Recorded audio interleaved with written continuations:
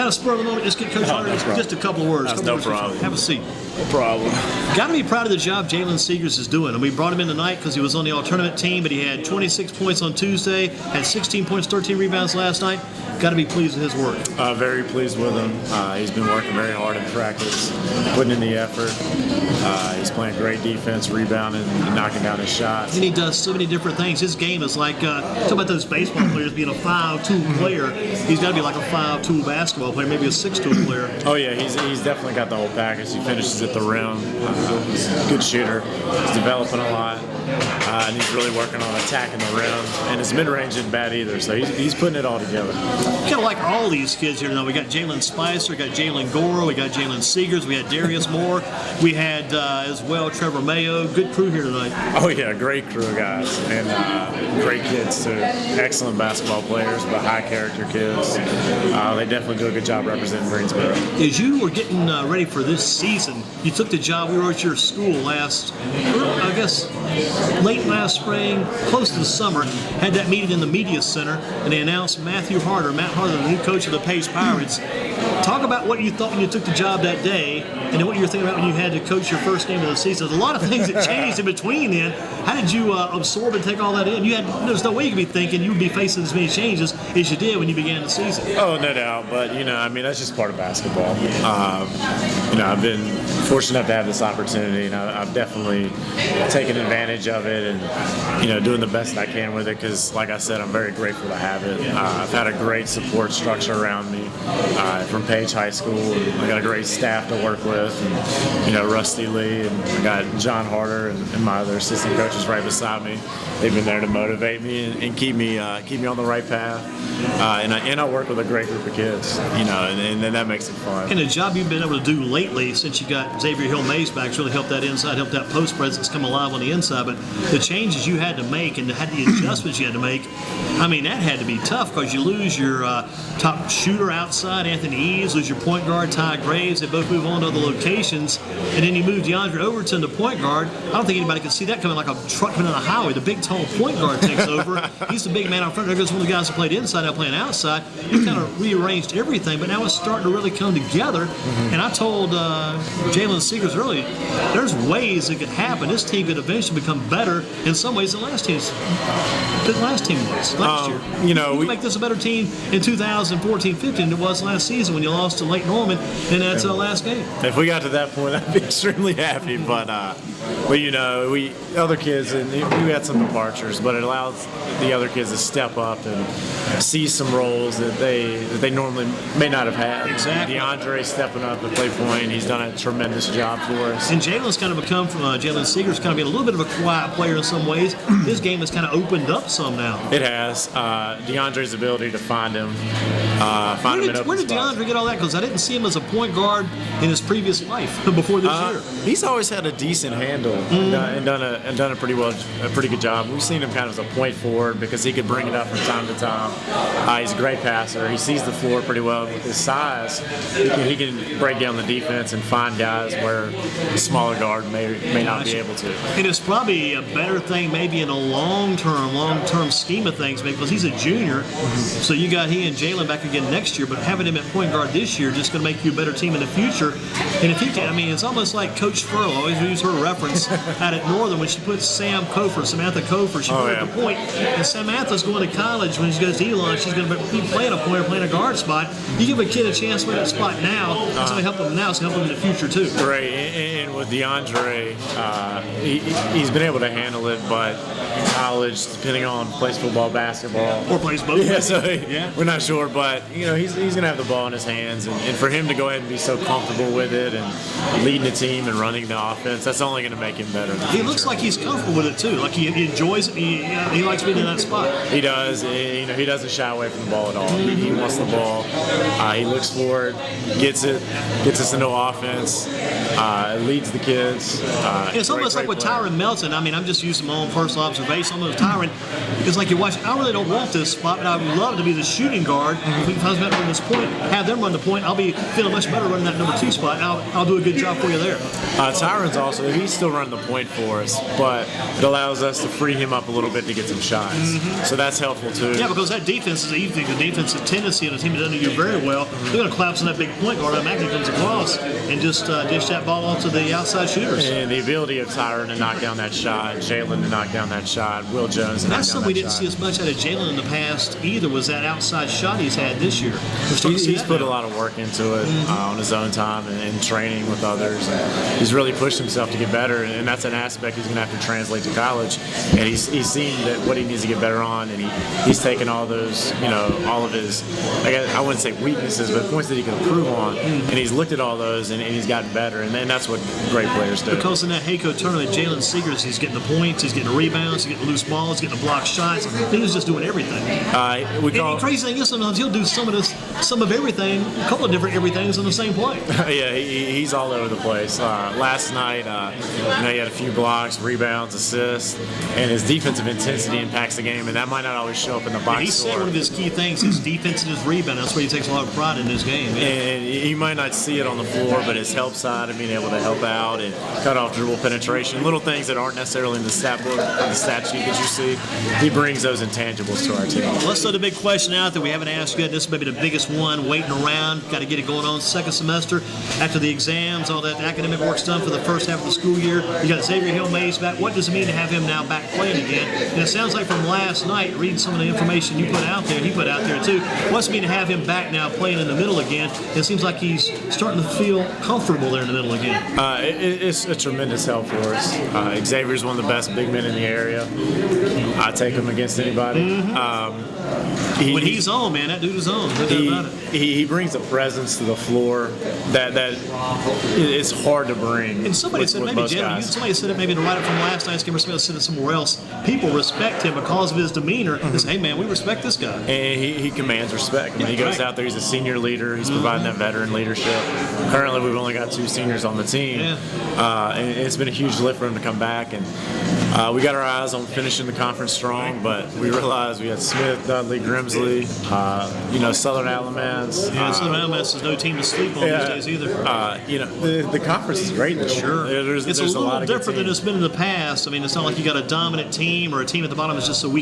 Well, Southeast is still working on some things, but again, for the most part, not a team you can just kick around and ignore. Yeah, and with the teams, it's going to be an interesting year. Oh yeah, and there's a lot of great players in the league. Think about Dudley watching him against Smith tonight. Dudley doesn't really have a lot of teams these days. Teams get away from that post presence. Not much post presence with Dudley, but again, the outside is so tough. I mean, you got to respect what Hooker and what Seagraves do. They're like a huge 1-2 punch. Yeah, usually you always think Dudley, that big post traditional guy growing up, but at the same time, I think Seagraves done a great job molding.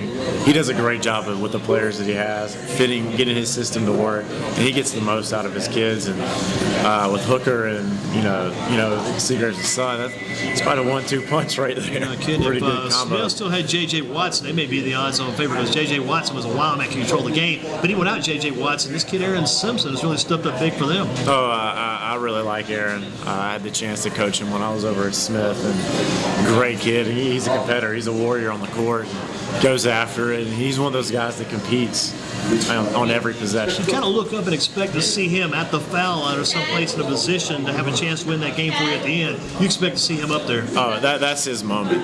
He wants to step up in those types of situations, and his teammates, they know to get him the ball, and you don't find a lot of kids like that, just willing to take the pressure, win or lose. He's the type of kid that'll go in there and take the team on his shoulders. Going back to the early part of November and looking at where you're at today, do you feel a little bit more relaxed now, kind of getting a good handle on things with the team after the changes you had to make and getting things more settled down? Do you feel better about that? Oh yeah. It's just, it's a marathon. The season's a marathon. So you probably ran the first fourth of the race so far.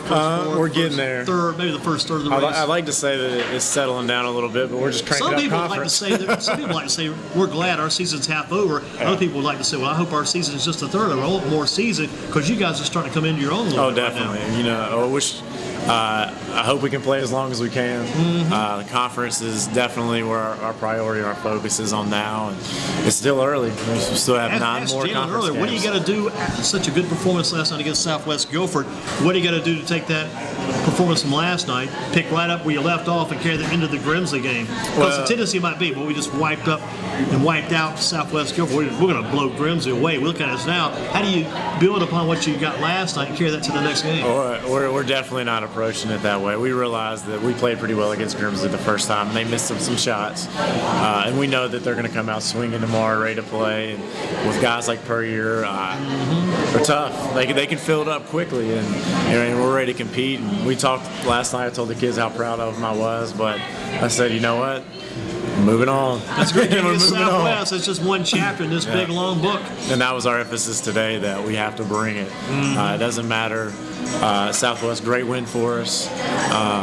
But at the same time, it's a marathon. Yeah. We've still got a lot of things that we want to accomplish, and we have to stay focused. And a good thing in many ways is the fact, like you mentioned, DeAndre Overton, Jalen Seegers, even Xavier Hill-Mays to a certain degree, and the other players around them are having a chance maybe to do some things they wouldn't have a chance to do if, say, Anthony and Ty were still with you. These guys have been given some new opportunities right now. And I'm sure some of those guys are glad to have those chances. Oh yeah, definitely. And guys like Anthony and Ty, they're very valuable because the kids can learn from Well, them. Anthony, I just about him the other day. Anthony, I was never a kid I'd run into, so I got to interview this guy almost every game because like those big, crazy end-of-game shots. I mean, up at Northeast opening game last year, about 35, 40 points. Oh, yeah. Your game at the Coliseum MLK Day last year. He had the buzzer beater. Buzzer beater there. He did the same thing in the playoffs the year before. He's always doing something crazy like that. Both those kids are tremendous shooters, but Brandon Talton and Will Jones, a couple sophomores that were kind of waiting in the wings, gives them a chance to develop and really show their stuff, and they get to develop. They might have been thrown in the fire a little bit before they were, expecting, but at the same time, both of those kids have been tremendous for us. Tyron Melton stepped up. We're excited, and, we have guys like Jalen and DeAndre and Xavier. David Funderburg has given us great minutes this year. Sometimes it doesn't show up on the stat sheet, but he does give us some good minutes. Absolutely. Oh, he does. He plays a great position defense. He hasn't been able to show it a lot yet, but he's a decent mid-range shooter. He just plays hard, just competes, and guys like that, that's what makes teams good. This Will Jones kid kind of came out, and I didn't know much about him previous for this year, and he's done a good job for you. He has. He was the quarterback for the JV football team. Had actually started some games for us this year. Played against Butler as a sophomore. Wow, that's an experience there. So he's got some intangibles as well, and he has kind of that presence that he's just ready to compete. He's got himself a little swagger about himself when he gets out there. He does, and he's confident in his abilities, but at the same time he's grounded and he's very eager to learn. And he's had some big games for us the past few games as well. That was probably a good step when you guys finished third at the Hayco, because it could have been different because you guys came in maybe at the number 4 seed, am I right? We were the 4 seed, yes. And you got the third spot coming out of the tournament. That might have been a good building block for you. Had to be good to get Xavier Hill-Mays. You could still tell he was a little rusty at some stage of that tournament, but that had to be a good chance for you right there to start building this team and molding these guys into what you want to be for the second half of the year. We went to Southwest on December 10th, and we didn't play very well, and we knew it. We had some great practice after that. The kids really came together. And then that next week, that Friday, we played Durham Riverside. Pretty good basketball team. We got a huge win there. That was a road game, too. Road game in Durham was absolutely a huge win for us. The kids were ecstatic, and that pride and that camaraderie has spilled over into the Hayco, and our kids really played hard and competed in that tournament. We played Grimsley, good team.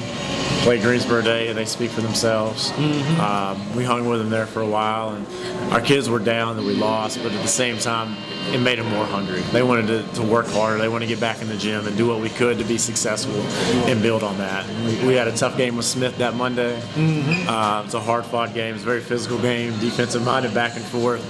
And our kids really got after it, and they're excited, and they're just I think they feel like the best is still yet to come for them, and having them work for that every single practice and every single game is very, very important. Starting to see a lot of character building among these kids too. Yes, sir, definitely. Yeah. You know, we faced some adversity, but you know, you're measured by how you react to your adversity and what you do against that measures you. Something about the guys who are heading down the road to riding a bus and they get hit by another bus. And the bus accident occurs. Yeah. They absorb the shot. They got off that bus, got into another vehicle. Now they're driving back down the road, feeling good about where they're going now. Definitely, and the kids are excited. They're really buying in. And camaraderie and the chemistry we've got going now is great.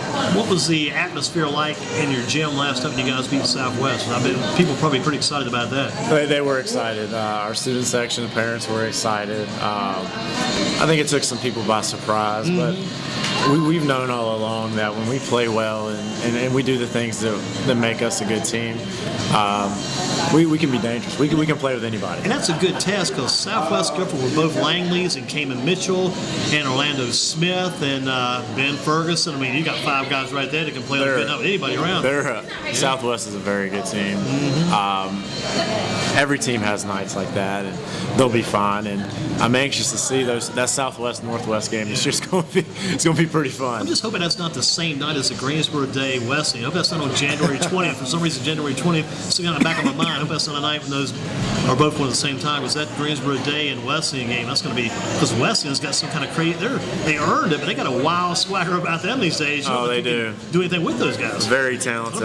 I saw them play High Point Christian, and it was a great atmosphere, great game. And that was a close game. I remember 72-66 maybe. It was about a 6-point game. I was shocked how close Christian played them. It was.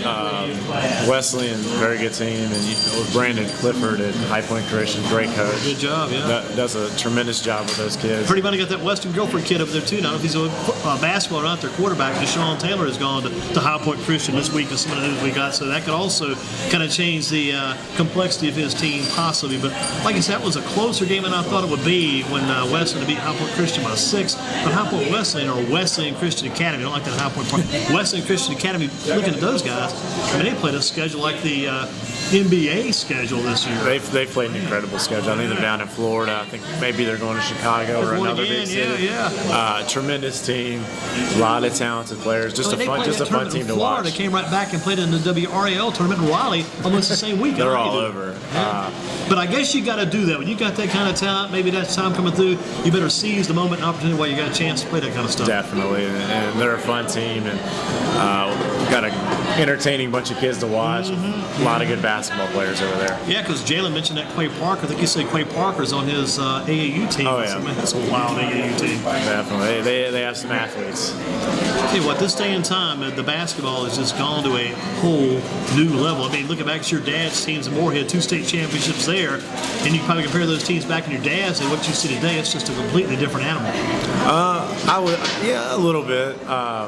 The private schools have become a little bit more popular, and they play a great brand of basketball. I think the thing is that people playing so much year-round basketball. I mean, the guys are becoming a little bit more specialized than they've ever been before, too, because you wouldn't see Harry Giles probably sit in front of a baseball field or a football field. I mean, they got this guy. I mean, Harry Giles, you might have heard the same thing. I've heard talk to him, they want to go to Europe and get a year in and come back to play in the NBA and might not even go to college. See, that's how they work. Remember the Brandon Jennings guy did that a few years back. Oh, yeah, he did. There's another kid, Emmanuel Moutier. He's over in China right now, but you still see some of the kids play multiple sports. DeAndre picked up football this year. He picked up football this year and ran with it. Unreal. I mean, he's getting college scouts coming after him hard on that football. He has multiple Division I football offers, big time. I guess you can't teach that height at that position either. I mean, it's unreal. He has incredible coordination and That's an probably incredible helping his skill basketball. set. So, if he stays healthy, doesn't get any injuries, it's probably helping his basketball. I think so too. He's definitely his toughness, his ability to take contact. As point guard for us, he's getting a lot of hacks. Because I mean, Jalen Spice, we're going to ask Jalen about that. Sometimes you get banged up so much you get in the lane, you're thinking, do I really want to go in there or not? But I mean, that's a good thing. He's determined to get there. He goes after it, and he's done a great job for us this year. And I'm anxious to see him what he has in store the rest of this season and on the football field next year. Coach, got to let you get rolling. You guys Appreciate are busy. Appreciate your time getting them in. No problem. And Shane Dribshack for a Thursday night Basketball in Focus.